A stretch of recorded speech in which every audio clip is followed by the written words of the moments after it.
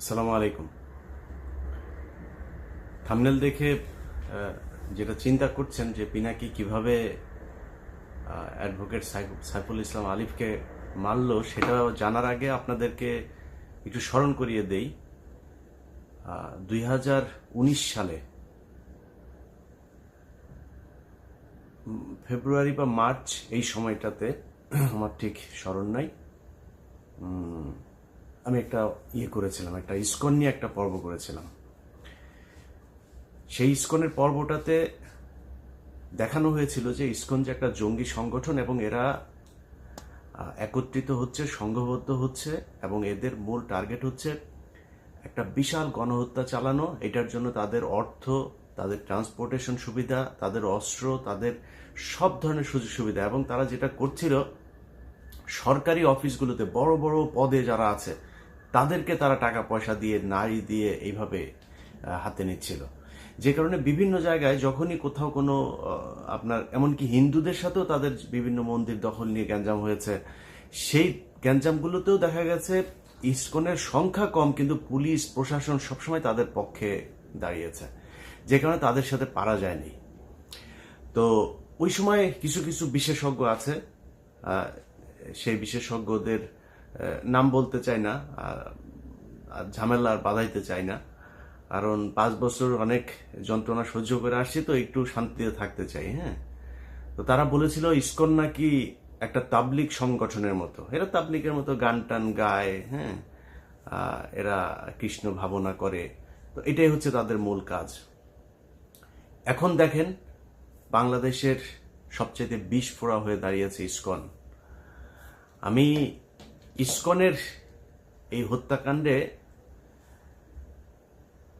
Daily স্টারের একটা news গতকালকে করেছে, Chinmoy followers clash with cops in Chittagong, lawyer killed. এটা হচ্ছে ডেইলি স্টারের সংবাদ। আর প্রথম আলো নিউজ করেছে,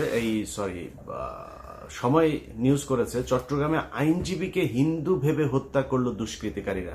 বুঝছেন তো, হিন্দু ভেবে কারা হত্যা করেছে? তার মানে মুসলমানরা হত্যা করেছে। তো সমস্যাটা এইখানেই। এখনো পর্যন্ত এই গণমাধ্যমকে কিছুই করা হয় নাই, গণমাধ্যমে কিছুই হয় নাই।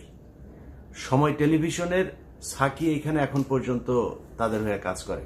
কমল দে এখনো পর্যন্ত, এই যে নিউজের সাথেও সম্ভবত কমল দে জড়িত আছে, সে ওইখানে এই নিউজ করেছে, সময় টেলিভিশনে কালকে থেকে যাচ্ছে।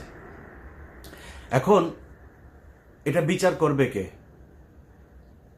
আপনাদের গত 2 দিন ধরে দেখছি যে সবাই পিনাকির পেছনে লেগেছে, কারণ পিনাকি হচ্ছে ওই যে প্রথম আলোর সামনে গিয়ে গরু জবাই করেছে, এটার জন্য। পিনাকির অতীত, পিনাকি গণজাগরণ মঞ্চের সাথে ছিল, পিনাকি অনেক বাম করেছে, পিনাকি হুজুরদের বিরুদ্ধে অনেক কথা বলেছে, জামাতের বিরুদ্ধে অনেক কথা বলেছে। পিনাকির প্রতি আপনার ক্ষোভ থাকুক, সন্দেহ থাকুক, কোনো সমস্যা নাই, কিন্তু পিনাকি যেটা করেছে এই গেল 2-3 বছরে, পিনাকির যে অবদান এইটুকু আপনাকে স্বীকার করতে হবে। আর প্রথম আলোর সামনে যেটা করেছে, প্রথম আলোর সামনে ওই সময় ডাকা ঠিক ছিল কিনা, ওই সময় দাড়ি টুপিওয়ালা লোকজনের যাওয়া ঠিক ছিল কিনা, এত এত ডর ভয় দেখায় না, লাভ নাই। এই দেশের যেই সব এই কুকুরের ছানাগুলো সুশীল সাইজা তারপরে এইসব বলে না, এই কুকুরের ছানাগুলো এই জুলাই আগস্ট মাসে রাস্তায় নামে নাই।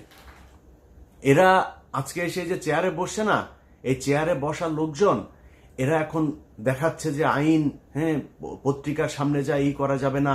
পত্রিকার সামনে এখানে নিউ ইয়র্ক টাইমস, তারপরে এখানে CNN, BBC সবকিছুর সামনেই প্রোটেস্ট করে মানুষ।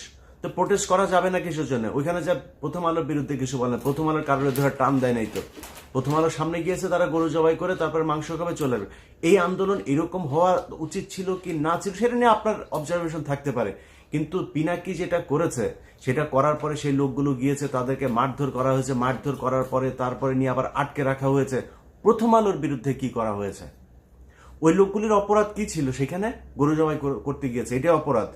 কিন্তু এই প্রথম আলো এই গেল 15 বছরে অন্তত 1500 মানুষকে অন্তত তারা খুন করেছে। অন্তত এখন পর্যন্ত জেলখানায় আপনার কি কোনো অনুমান আছে কত হাজার আলেম আটক আছে? যেই কয়জন আলম বের হয়েছে সেই কয়জন আলেমরা নিজেরাও এদের নাম টাম বলে না। এদের ব্যাপারে আমার মনে হয় ওনাদের কোনো চিন্তা ভাবনা আছে কিনা সেটাও জানি না।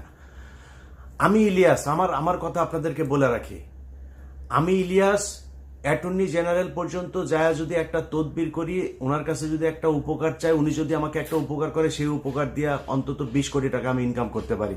আমি ইলিয়াস করি না। অ্যাটর্নি জেনারেলের কাছে যায় জিজ্ঞেস করেন, যতবার তাকে ফোন করেছি এই রাষ্ট্রের জন্য ফোন করেছি, এই আলেমদের ছাড়ানোর জন্য ফোন করেছি, বাবুল আক্তারের কথা বলেছি, বিডিআর এর হত্যাকাণ্ডে যারা আছে তাদের কথা বলেছি, কোনোদিন পার্সোনাল কোনো ইন্টারেস্ট নিয়ে তার কাছে যায়নি। জিজ্ঞেস করেন যায়। তো উনি আইনের ভেতরে থেকে যতটুকু সম্ভব হয়েছে, কিন্তু আলেম যারা আছেন আপনারা তো তাদের সাথে জেল খেটে এসেছেন, দেখেন নাই তাদের কি অপরাধ।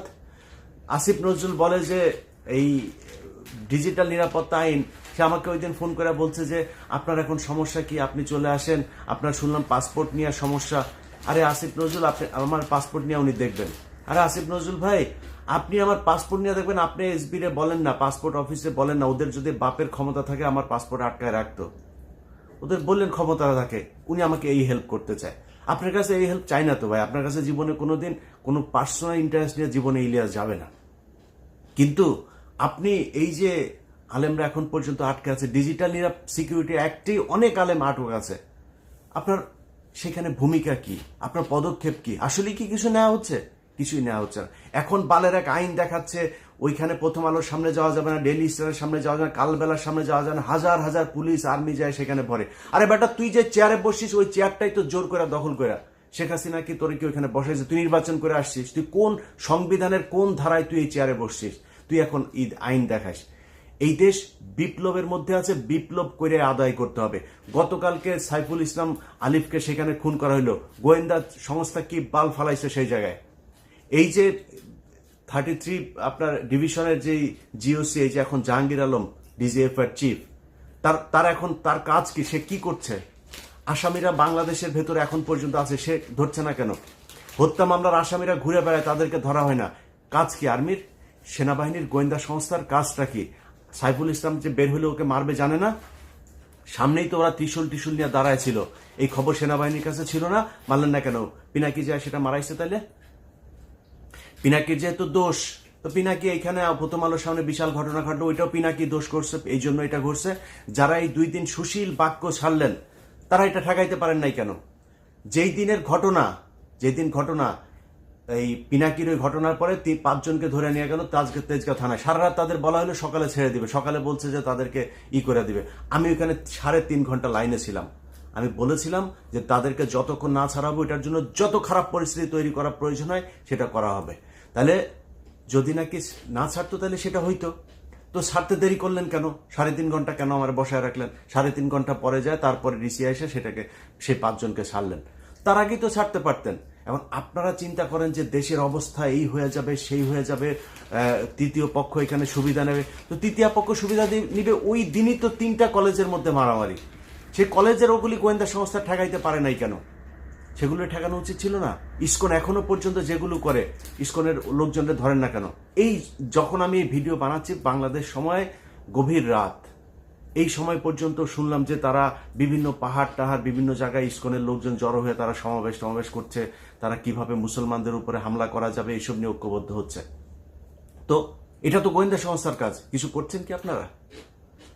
এখন প্রথম আলো, ডেইলি স্টার আর হচ্ছে গিয়া এইটা হচ্ছে বাংলাদেশের সবচাইতে সেন্সিটিভ জায়গা।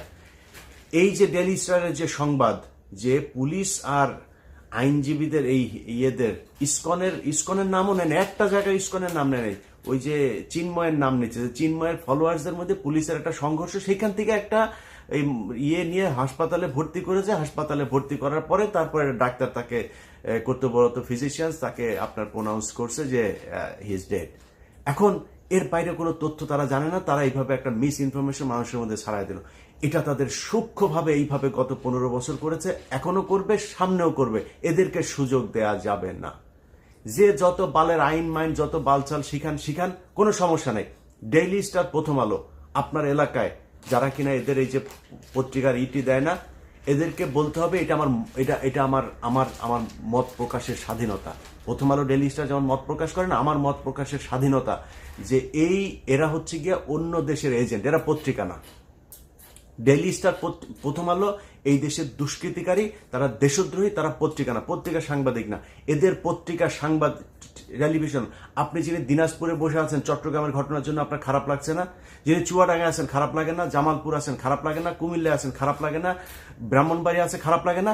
আপনি ওইটার জবাব নিতে চান, ওইটার প্রতিশোধ নিতে চান, আপনার এলাকায় বসে আপনি প্রতিশোধ নেবেন। প্রথম আলো, ডেইলি স্টার, কালবেলা এরা কোনো পত্রিকা না, এরা এই দেশের দুষ্কৃতিকারী। বিপ্লব চলছে, বিপ্লবের মাধ্যমে সেটাকে মোকাবেলা করতে হবে। আইনগতভাবে যদি মোকাবেলা করতো তাহলে সরকার এতদিনে করতো, কোনো কিছুই করে নাই। এবং প্রথম আলো, ডেইলি স্টার, তার লোকজন সব ইউনুস সরকারের পিছনে আশপাশে বসায় রাখছে। ডক্টর মোহাম্মদ ইউনুস তো কাউকে চেনেও না ঠিক মতো। তো উনি মনে করছেন ভালো মানুষ, উনি মনে করছেন ও এই দক্ষ মানুষ, পড়াশোনা করেছে, ভালো বোধহয় ইয়ে করবে। কিন্তু এই যে পড়াশোনার পাশাপাশি যে সে যে প্রথম আলোতে কোচিং করেছে, এই দিল্লিতে গিয়ে কোচিং করেছে, সেটা তো আর ডক্টর মোহাম্মদ ইউনুস জানে না। তো তাদেরকে নিয়ে বসায় রেখেছে, তারা তাদের মতো করে কাজ করছে। অতএব আইনগতভাবে প্রথম আলো, ডেইলি স্টার এদের বিরুদ্ধে এরা কিছু করবে না। আমি একটা ডকুমেন্টারি তৈরি করলাম, সব দেখাইলাম সেইখানে, তারপরে ওইটার পক্ষে কোনো ব্যবস্থা তো নাই। ওনারা উপরের লেভেলে সবাই বসে বসে প্রথম আলোর পক্ষে করে, আপনার ফেসবুকে পোস্ট করে, মানে আমার নিয়েও কিছু বলে না, ডকুমেন্ট নিয়েও কিছু বলে না, প্রথম আলোর পক্ষে পোস্ট করে। এই যেটার জন্য এই যে গেল কয়দিন ধরে আপনার এই 2 দিন আগেও ধরেন এই যে স্বামীর সাথে যেটা হইলো আমার, সে এখানে পোস্ট করেছে আরেক, হ্যাঁ, মানে ওরা ইসকন নিয়ে এর আগেই করেছে। এই গ্রুপ, এই যে শাহেদ আলম, তসলিম এই যে গ্রুপটা আছে না, এরা ইসকনের পক্ষে এসে তারপরে দিল। তসলিম, তোর না ইসকন না বলছিলি যে তুই এরা নাকি খুব করে, আপনার তোর ওই যে মানে খুব নিরীহ টাইপের ধর্ম পালন করে, তুই বিশাল আকারে এক বিশ্লেষণ করছিলি। আমি বলছিলাম যে ওরা সরকারি কর্মচারীদেরকে টাকা দেওয়া কিনছে এবং এইভাবে বিভিন্ন জায়গায় লোকজন বাড়াচ্ছে। সেটা ঘটলো আজকে ঘটেছে। অতএব তুই সেদিন ঠিক ছিলি না, আমি ঠিক ছিলাম। এইভাবে আপনার বিভিন্ন সময় এই তথ্য সন্ত্রাসের মাধ্যমে এইসব সাংবাদিক পরিচয় দিয়ে, সংবাদপত্র পরিচয় দিয়ে, এইসব পরিচয় দিয়ে এটা চলতেই থাকবে।